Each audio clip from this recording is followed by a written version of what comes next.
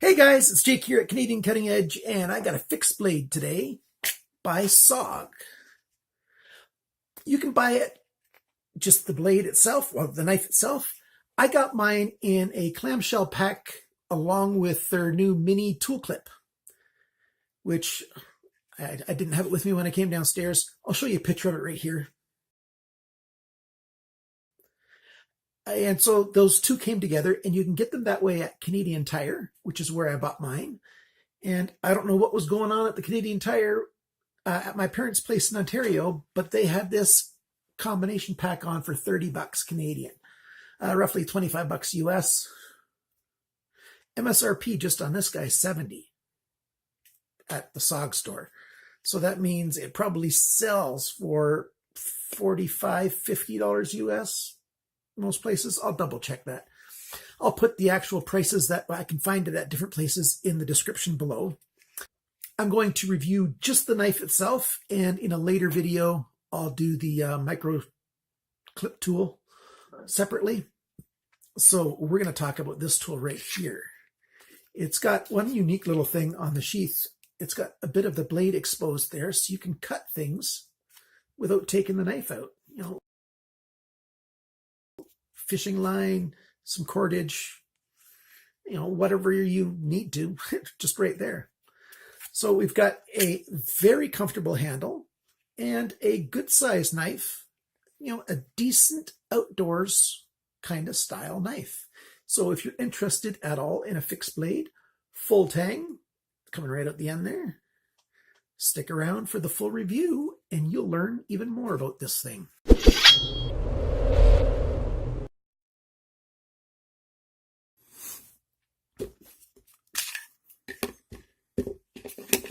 The first thing I'm going to tell you about this knife is we've got 7CR17 MOV stainless steel. That's a Chinese stainless steel that's a lot like 440A, which is, and I'm telling you right from the get-go, I'm not terribly fond of this steel. That doesn't mean I don't like the knife. I just wish it had better steel. But there's a lot of good things about this knife, so you'll want to listen to this whole thing. We've got a really cool blade shape in terms of functionality. A nice thumb riser, good jimping on there, decent thickness, clip point, hollow grind, really nice belly. Technically, there is a tiny bit of a recurve in here. I don't think they intended it to be there, but maybe when this one was sharpened, it just was made that way. Maybe they intended it. I don't know. I don't think so because they don't say that there's a recurve anywhere. Just this one ended up this way.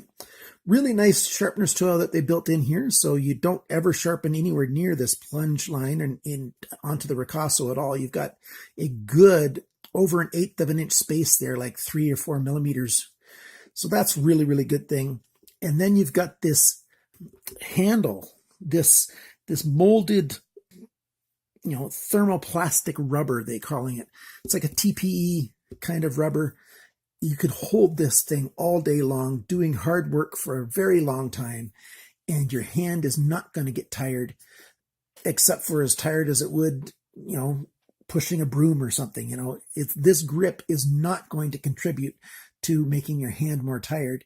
It's simply going to be the work that you're doing, and that's the biggest plus on this knife is this handle. I love it an awful lot. Really good grip on it. This part of your hand here, the back of your knuckles, fits in this sort of hollowed out space because it's a little thicker here, and then it goes down. You've got the name and then these ridges in here, and that part of your hand just fits in there perfectly. And then the other side, you got your fingertips grabbing in there. If you're going to do this hammer kind of grip, this this hammer grip, or I call it a fist grip sometimes, it just works really well. Right or left hand, perfectly fine, no problem at all. Completely ambidextrous, just like most fixed blades are. 99.9% of them anyways. And then we've got this sheath. This sheath is a GRN. GRN means glass reinforced nylon. So they've got glass fibers in this nylon. Quite a strong sheath, yet very lightweight. And you can sort of flex this right here a little bit. Let's see if I can get the angle on it quite right. There we go. You can flex this to make that move just a little bit. You slip this over your belt You just slide your belt into there, and then it sits on your pants, and it hangs there really well. And then you can just sort of get your finger behind here and, pull your belt back out. That's how you use it. And it actually sits on a belt fairly well. It won't take a super thick belt, but most standard belts, it'll fit in here, no problem. And because this is high enough that the center of gravity, when the knife is in the sheath, it's just high enough that that hangs fairly well on your hip. And I really like this sheath a fair bit for being the kinds of material that it is, GRN. Of course, I prefer Kydex sheaths if we're going to do a plastic style, and I really love leather sheaths.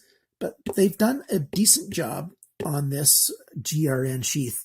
They've given you these straps here, those holes, which work good, for using molly type strapping if you want to. Pretty good combination, pretty good sheath. We're going to put the sheath aside and talk about the blade now. So like I said, this is 7CR17 MOV stainless steel. That's a lot like 440A. I wish they would have chosen something a little bit more robust. Even 440C would be really good. For an outdoors knife, I would like something even better. How about 9CR18 MOV? If you're going to need the Chinese alphabet soup steel, SOG, if that's what you just need to buy that stuff to get this knife made, get 9CR18 MOV. That's a really decent steel. And otherwise, go with one of the cheaper Sandvik steels or whatever. Spend a little bit more on the steel. If you have to up the price of the knife a little bit, you're going to get more people buying it because it's going to be a more attractive knife. Because everything else about this knife, I like quite a fair bit, other than the actual steel type. Let's keep talking. Clip point blade, hollow grind, great big belly. Let's talk about the sizes of everything. We've got a cutting edge of 9.45 centimeters. That's 3.72 inches. And the blade length itself is on the screen right now because I don't have it recorded in my notes. So that's the blade length. The blade thickness is 3.25 millimeters, so 3¼ millimeters thick, which is 0.1280 inches. The thickness of the edge behind the grind right there is 0.66 millimeters, which is 0.0255 inches. And on a knife of this length, with a cutting edge that is 3¾ inches, that's a very good thickness, especially on a hollow grind, because you're going to want it. Usually I say I want it to be 0.5 millimeters. Well, that's on a folding knife. That's, 3½ 3 inches, 2½ inches, something like that. Being close to 4 inches, I want it to be just a little bit thicker. And that's exactly what this is. It's perfect for a hollow grind for a knife this size, being a fixed blade. The handle length is 11.33 centimeters, which is 4.45 inches. And the grip area here is 9¾ centimeters, which is 3.84 inches. The total length of the knife is 21.85 centimeters. And in inches, I didn't write it down. That's right around 8 5/8.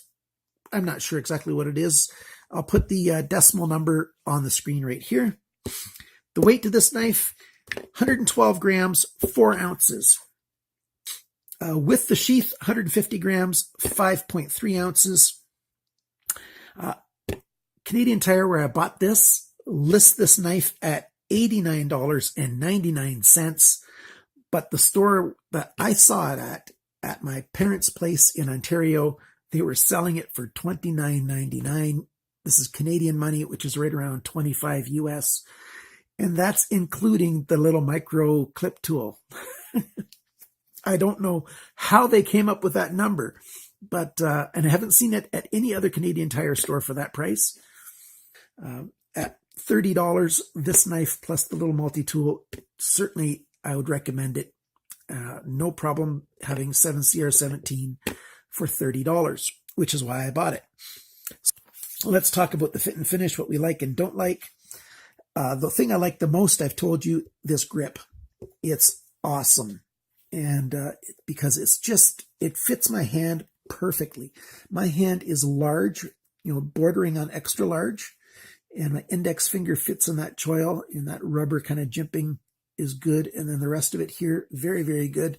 Reverse grip feels really good in the hand. This jimping back here on the pommel is not so sharp to be a problem when you've got your thumb over it. Any kind of grip you want to use, it fits your hand quite well. If you've got a small size hand, not so much, I'm sure. But that's probably because it's a little bit too thick. It's what 1.7 centimeters thick. That's 0.672 inches thick. It's just a little bit too big for somebody with some really small hands. The lanyard hole is in a great spot, and it's big enough for having 1100 paracord can fit through there. There's not just 550 out there, guys. There's even heavier paracord. All kinds of great paracords that you can get. I like this pommel. The exposed steel here, really good to use for crushing stuff. All kinds of tasks. The back of the blade here is just slightly rounded. It's not that good for making sparks with a ferrocerium. What I did do is I tried striking it right here in the sharpener's choil, and it worked just fine for making sparks. And if I wanted to, I could grind 90-degree corners here somewhere, or you can use these jimping here. The jimping here also works for getting some sparks to fly. So you've got your options that way. I found a way to make sparks fly. I didn't get video of that. Sorry about that, guys, but it works just fine. Instead of using the edge itself, you don't want to use the cutting edge unless you absolutely have to. It cuts well. I like that sharpener's choil. I like that cutting right here. What don't I like, or what don't I recommend? Don't use this knife for batoning. I want a more robust steel with a different kind of grind, either a Scandi grind or a flat grind, a full flat grind, saber grind, something like that. Hollow grinds just are not quite, there's not quite enough substance right behind that grind for it to be good for batoning. There is one thing I'd like to see changed also about the sheath. This attachment works pretty good for belts, but it's not quite robust enough.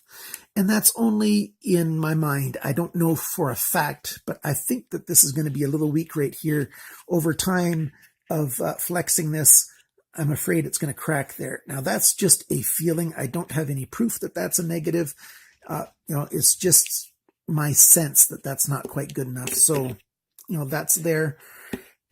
I like this knife. If you can find a really good deal on this, I recommend that you get it. I'll give you the best deals that I can find in the description below the video. So go ahead and click there and take a look at the best prices that I could find for this. And if you can find a really good price, this is a good knife. I forgot to mention, they do have a drain hole. They drilled a hole right there in the bottom of the sheath so that if water does get in the sheath, it'll drain out right there. So that's a good thing. Let's do some cutting to show you how well it cuts. This is just paper. And that's, a push cut. It's doing okay, and that was a sliding cut works just great. And a push cut is also quite good, but not great. You can see, I can see this edge here is partially cut, partially torn, but it's not a virgin edge either. I've used it a fair bit already. Let's see if it can cut this kind of strapping that I always cut on my other tests. It cuts that just fine. And use the belly of the knife. It cuts through that way. Use the point of the knife. Cuts good that way. Let's try this kind of wire. This is Ethernet cable. That's internet cable.